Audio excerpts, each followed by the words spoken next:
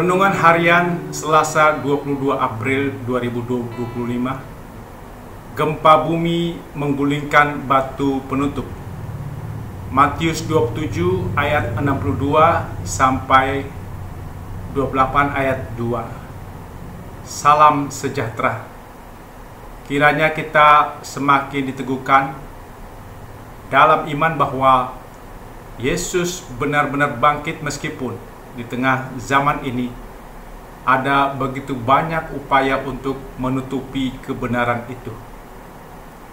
Gempa bumi menandai kuasa ilahi sedang bekerja. Dalam Alkitab, gempa bumi seringkali menyertai kehadiran Tuhan atau suatu peristiwa besar.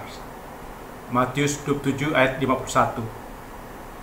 Ini menandakan bahwa kebangkitan Yesus adalah peristiwa yang mengguncangkan alam semesta secara rohani dan simbolis. Seorang malaikat Tuhan turun dari langit.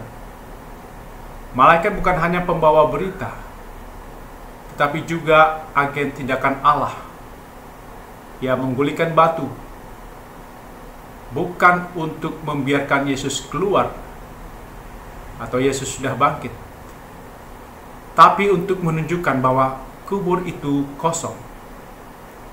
Sebab Yesus yang bangkit bisa menembus ruang tertutup. Malaikat duduk di atas batu menunjukkan kemenangan dan otoritas. Apa yang manusia jadikan penghalang atau batu kubur besar, Allah gunakan sebagai panggung kemenangan. Makna teologis dan reflektif bagi kita. Kebangkitan adalah karya Allah, bukan manusia. Bukan para murid yang menggulingkan batu, tetapi kuasa Tuhan melalui malaikat. Ini menekankan bahwa keselamatan dan kehidupan baru adalah anugerah, bukan hasil usaha manusia.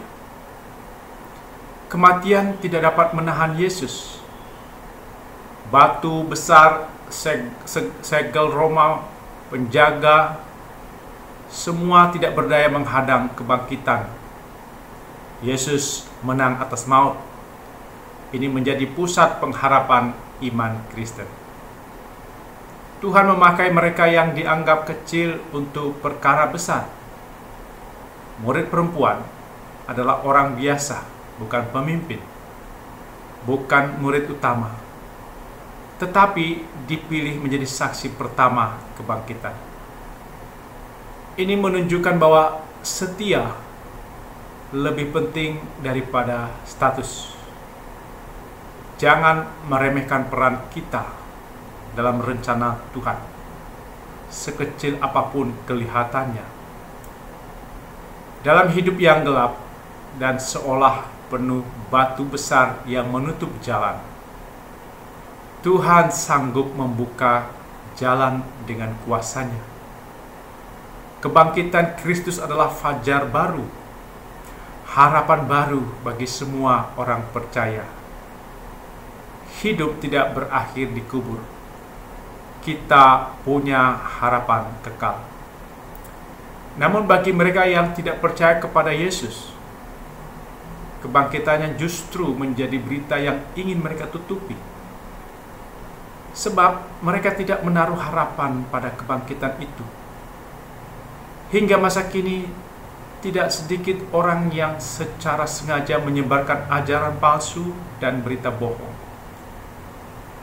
Mereka menyatakan bahwa Yesus tidak bangkit, bahwa Ia hanyalah manusia biasa, bahkan meragukan Alkitab sebagai firman Tuhan dan menganggapnya sekedar karya buatan manusia.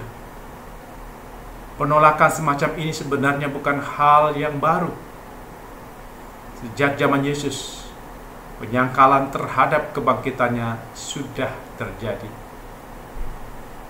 Batu besar yang menutup kubur Yesus bukan sekedar penghalang fisik, melainkan simbol dari usaha manusia untuk membungkam kebenaran. Dalam Matius 27 ayat 62 sampai 66, para imam kepala dan orang-orang Farisi meminta agar kubur Yesus dijaga ketat, ditutup rapat dengan batu besar. Karena mereka takut murid-muridnya akan mengambil jenazah dan mengklaim bahwa ia telah bangkit. Namun dalam hikmat Allah, justru upaya manusia yang dimaksud untuk menghalangi kebenaran itu menjadi alat untuk memperkuat kesaksian kebangkitan. Karena kubur dijaga oleh tentara Romawi yang terkenal disiplin dan tegas, maka tidak ada alasan logis yang dapat menjelaskan mengapa kubur itu kemudian ditemukan kosong, selain karena Yesus benar-benar bangkit. Peristiwa ini menggemakan kebenaran firman Tuhan dalam Kejadian 50 ayat 20.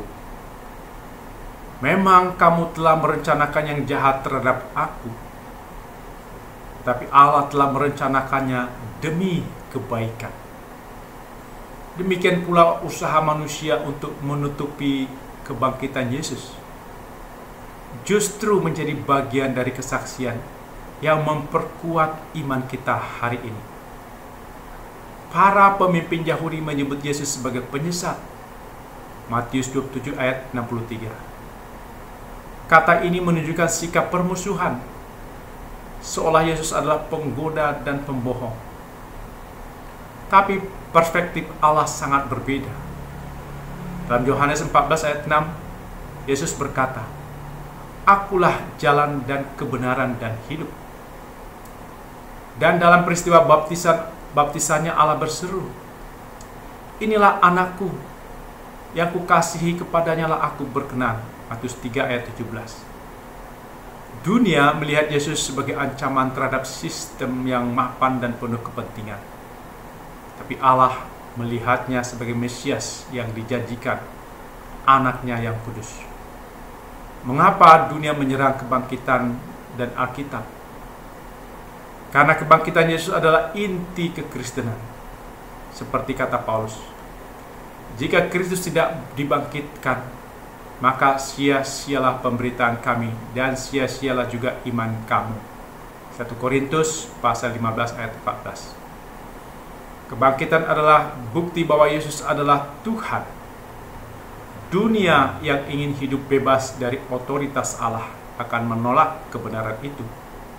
Dan karena itu mereka menyebarkan narasi tandingan. Seperti para pemimpin agama di zaman Yesus takut murid-murid menyebarkan berita kebangkitan, demikian juga dunia hari ini takut bahwa kebenaran itu akan membuka mata banyak orang.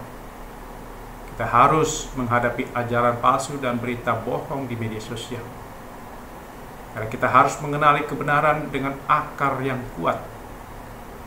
Kamu akan mengetahui kebenaran dan kebenaran itu akan memerdekakan kamu. Yohanes 8 ayat 32.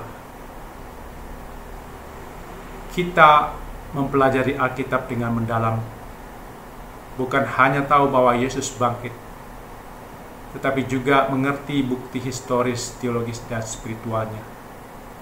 Kubur kosong, tidak ditemukan jasad Yesus, kesaksian saksi mata lebih dari 500 orang, 1 Korintus 15 ayat 6, transformasi para murid dari takut menjadi martir. Dalam hidup ini, ada begitu banyak batu besar yang menghalangi pandangan kita terhadap pengharapan dalam Yesus yang bangkit.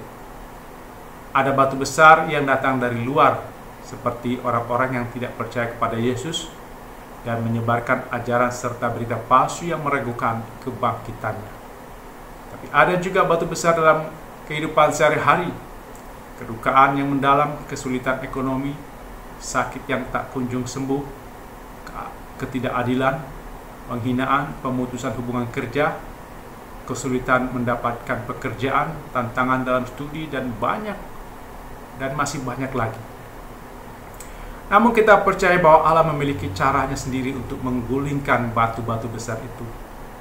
Ia sanggup membuka jalan agar kita dapat melihat terang pengharapan dalam Yesus yang bangkit dan hidup.